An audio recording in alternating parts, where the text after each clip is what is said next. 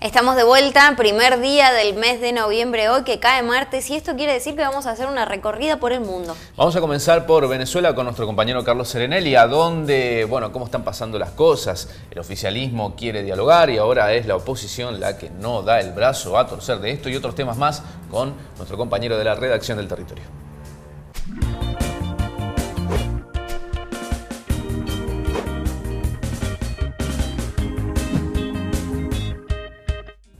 Muy buenos días. Y sí, está muy incierta, muy confusa y muy tensa a la vez todavía la situación en Venezuela en medio de este fuerte enfrentamiento entre el gobierno y la oposición, y con la novedad que constituyó en esta semana el inicio de una especie de diálogo de paz para intentar llegar a un acuerdo entre ambas partes, diálogo que fue propiciado, como ya comentábamos la semana pasada, por el Papa Francisco, pero con muchas reticencias y con una oposición que se presentó dividida a esa primera mesa de conversaciones. Es decir, hubo dirigentes de la oposición que acudieron a ese inicio del diálogo y otros dirigentes que creen que no están dadas las condiciones para hacerlo, y mientras tanto se mantienen en pie todas las ofensivas que está alargando la oposición para intentar que Maduro, el presidente venezolano, se vaya del poder.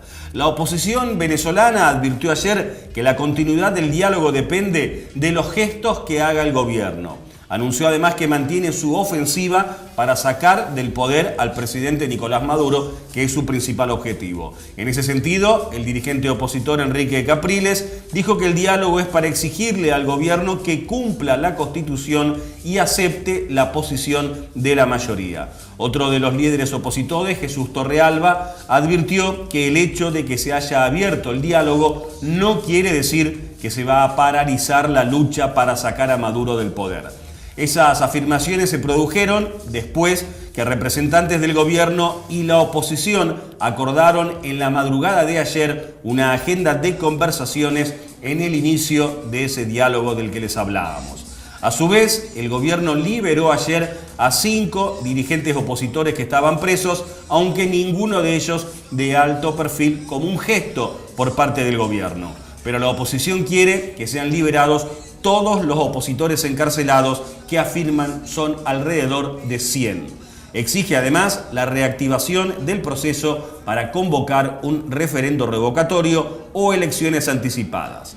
Pero el gobierno de ese hombre, de Nicolás Maduro, no reconoce la existencia de presos políticos, ni tampoco avala el referendo ni las elecciones anticipadas, por lo que un acuerdo parece lejos de alcanzarse. Además, la oposición está dividida y varios partidos se niegan a dialogar con el gobierno porque consideran que no están dadas, por lo menos de momento, las condiciones. A todo esto, está previsto que hoy mismo el Parlamento declare al presidente Nicolás Maduro en abandono del cargo, acusándolo de la crisis y de incumplir sus funciones, y para el jueves, es decir, para pasado mañana, está convocada una marcha de opositores hacia el Palacio de Miraflores. Por lo cual, pese al inicio de ese diálogo, parece muy lejana todavía la posibilidad de que haya un acuerdo, o tal vez imposible que haya un acuerdo entre gobierno y oposición. Vamos a hablar ahora de otro país latinoamericano, concretamente de Colombia, donde el proceso de paz liderado por su presidente Santos está bastante empantanado. Ya se trabó de alguna manera lo que era todo el acuerdo con las FARC, y ahora ni siquiera se está pudiendo iniciar el diálogo con la otra guerrilla colombiana, que es la del Ejército de Liberación Nacional. El presidente Juan Manuel Santos insistió el domingo en que no habrá una mesa de diálogo formal con el Ejército de Liberación Nacional, el ELN, hasta que esa organización guerrillera libere al ex congresista Odín Sánchez, a quien mantiene secuestrado. Por su parte, el jefe de la comisión negociadora del ELN aseguró que la libertad del ex congresista Sánchez se producirá en el transcurso de la primera ronda de negociaciones con el gobierno. Así, el inicio del diálogo parece empantanado, e incluso algunos dirigentes ya afirman que está condenado al fracaso. Estaba previsto para el jueves pasado la instalación formal en Quito de los diálogos de paz y el inicio de las conversaciones para el jueves, pero el gobierno, como decíamos, lo suspendió. Desde el mismo día de la suspensión de las conversaciones, se indicó que la liberación de Odín Sánchez estaba en camino, pero aún se desconoce la fecha y el lugar donde recuperaría la libertad. El ex congresista se entregó en abril a los guerrilleros a cambio de su hermano, quien estaba secuestrado y enfermo. Todo esto se produce en medio de la incertidumbre sobre el proceso de paz con la otra guerrilla colombiana, la de la FARC, después que la ciudadanía rechazó en un plebiscito el acuerdo que se había alcanzado. En 52 años de violencia, los enfrentamientos entre las fuerzas del gobierno, las guerrillas y los paramilitares dejaron más de 260.000 muertos. Cambiamos de tema, vamos a hablar ahora de Estados Unidos. Estamos exactamente a una semana de las elecciones presidenciales en ese país, que se celebrarán el próximo martes 8. Y va creciendo la tensión en campaña y cada vez hay más incertidumbre sobre cuál puede ser el resultado de esas elecciones, ya que si bien hace algunas semanas la ventaja para Hillary Clinton era muy clara por sobre Donald Trump, ahora ya no lo es tan así. Una encuesta de ABC News y del Washington Post divulgada el domingo da una ventaja de apenas 1 punto a favor de Hillary Clinton. 46% para la demócrata contra un 45% para Donald Trump. Esto se produce tras la reapertura de una investigación del FBI sobre el uso de un servidor privado por parte de Hillary Clinton para enviar emails cuando la candidata demócrata era secretaria de Estado sin ceñirse al protocolo de seguridad. Esos emails fueron después borrados por Hillary Clinton, lo que causó todavía más polémica. El jefe del FBI anunció el viernes la reapertura de esa investigación que había sido archivada en julio ante el descubrimiento de nuevos correos electrónicos. La candidata republicana criticó que el FBI haya reabierto la investigación a pocos días de las elecciones y, según ella, sin ninguna prueba concreta. Donald Trump, que busca recuperarse de las acusaciones de acoso sexual por parte de al menos 12 mujeres, a él el anuncio del FBI le vino muy bien para centrar la atención ahora en su rival. Según el republicano, la corrupción de Hillary Clinton hace pedazos los principios sobre los que se fundaron los Estados Unidos, según declaró durante un acto de campaña en Las Vegas. Clinton contraatacó ayer afirmando que es un peligro que Donald Trump pueda controlar el arsenal nuclear si fuera electo presidente. Así están las cosas entonces, a solo una semana de las elecciones en Estados Unidos.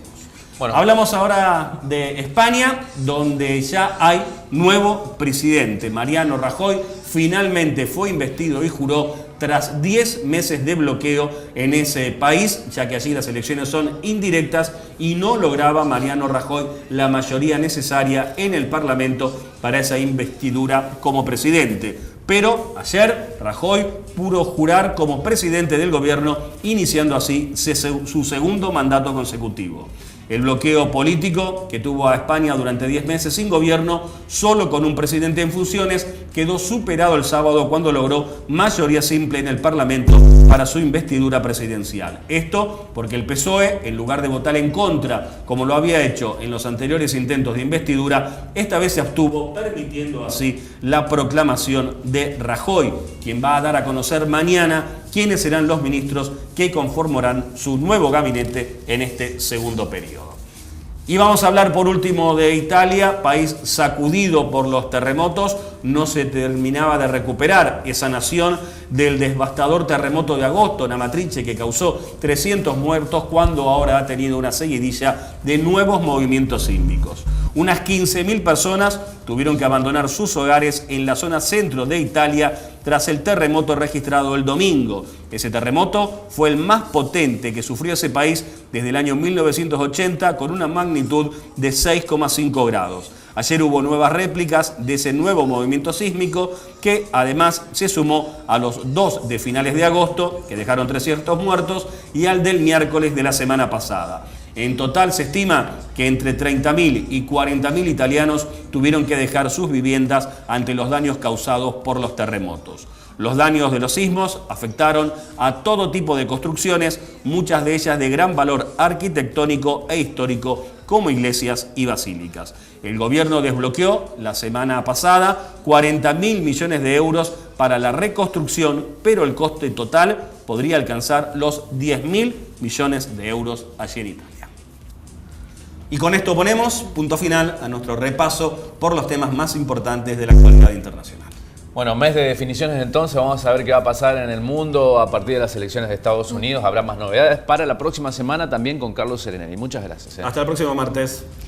Nosotros hasta el cuarto y último bloque de Revirado ya está el Rulo Espínola precalentando. Le voy a pedir que me traiga espinaca desde el otro lado del puente. Vamos a ver si arrancamos con el contrabando de esto entonces y ya volvemos.